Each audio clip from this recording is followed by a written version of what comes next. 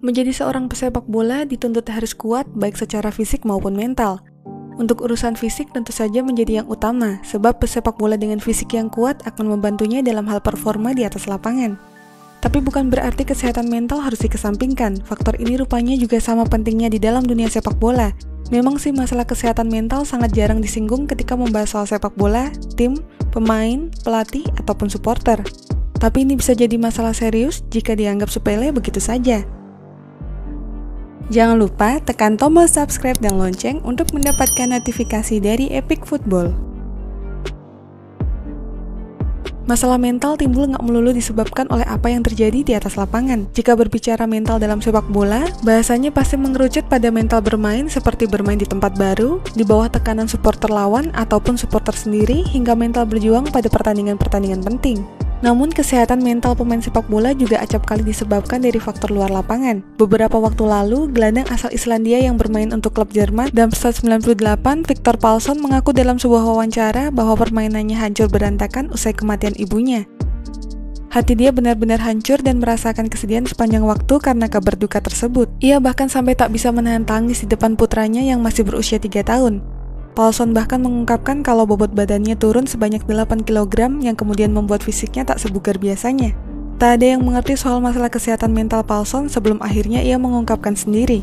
Ia adalah salah satu contoh yang terjadi pada satu pemain dan tak cuma pemain saja yang mengalaminya, supporter juga pernah. Salah satu yang cukup fenomenal adalah kematian dari supporter klub Bundesliga Fortuna Düsseldorf yang meninggal dunia karena mengalami depresi pada 2013 lalu. Supporter ini bernama Sedi dan dia salah satu bagian abadi dari Ultras Düsseldorf.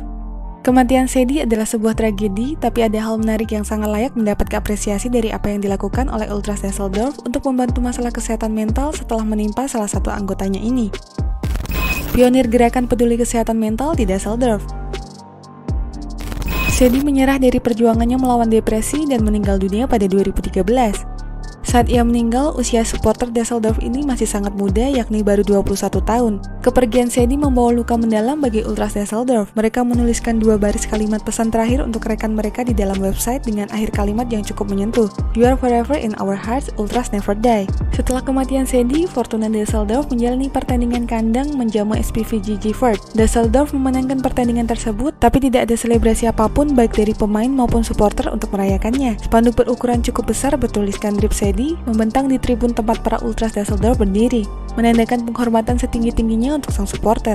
Setahun setelah tragedi Sedi, para Ultras kembali memperingati hari kelabu tersebut dengan membuat koreo yang di setiap kertasnya bertuliskan nama Sedi. Koreo tersebut memiliki makna emosional yang tinggi, tak sedikit supporter yang menitikkan air mata saat momen tersebut. Ultras Düsseldorf tak cuma bisa membuat koreo yang indah, dalam beberapa tahun terakhir, mereka bekerja sama dengan lembaga kesehatan lokal membuat gerakan melawan depresi. Berbagai gerakan mereka buat seperti membuka dompet donasi, mengadakan seminar dengan para ahli, dan menyediakan sesi konseling dengan ahli kesehatan mental untuk supporter dan warga Düsseldorf. Pada 2019 lalu, Ultras Düsseldorf dengan gerakannya ini berhasil mengumpulkan 6.000 euro atau setara dengan 104 juta rupiah dan mendonasikannya kepada pusat bantuan depresi lokal di sana. Bahkan yang turut serta pada gerakan ini nggak cuma supporter saja, banyak psikologis, pakar kesehatan mental, serta dokter yang tertarik dan ikut membantu menyukseskan gerakan ini. Gerakan peduli kesehatan mental ini masih terus berjalan hingga saat ini. Tahun ini, Ultras Düsseldorf kembali menggalang donasi dan lelang yang seluruh hasilnya akan disumbangkan ke pusat bantuan depresi di Düsseldorf. Cara mereka mengumpulkan donasi pun cukup simpel. Ada supporter yang langsung mengirimkan sejumlah uang, tapi Ultras Düsseldorf juga menyediakan donasi dalam bentuk pembelian merchandise klub seperti jersey, stiker, shawl, hingga bertemu dengan para legenda Fortuna Düsseldorf. Selain didukung oleh para ahli dalam bidang kesehatan, aksi lelang yang mereka jalankan juga didukung oleh banyak institusi lokal seperti perusahaan hiburan, institusi kebudayaan, hingga perusahaan dan institusi besar lainnya ikut dalam berbagai acara lelang amal.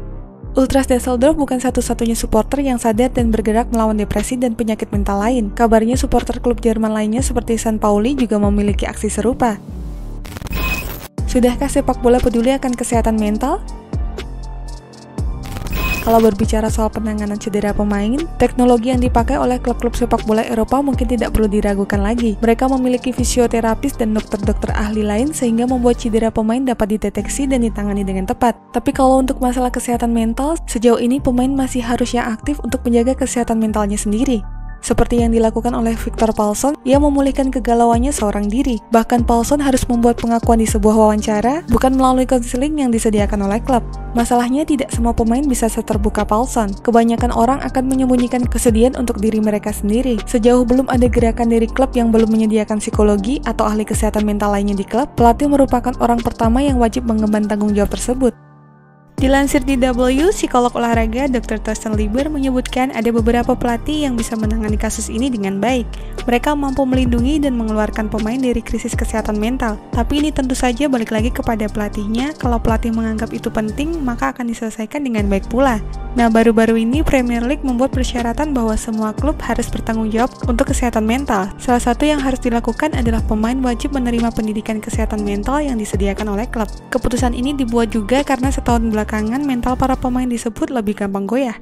Hal ini ditimbulkan karena pandemi COVID-19 yang telah terjadi lebih dari 1 tahun, sehingga dengan mendapat pendidikan kesehatan mental, paling tidak para pemain bisa melakukan antisipasi dasar saat mengalami krisis mental. Semoga program yang dicanangkan Premier League konsisten dan terus mendapat perkembangan, sehingga masalah kesehatan mental ini bisa dapat diatasi dengan bantuan pakar. Juga tentu saja hal ini bisa diikuti oleh liga-liga sepak bola lain yang ada di seluruh dunia. Dan itulah informasi mengenai dunia sepak bola dari Epic Football. Jangan lupa untuk like, share, dan subscribe.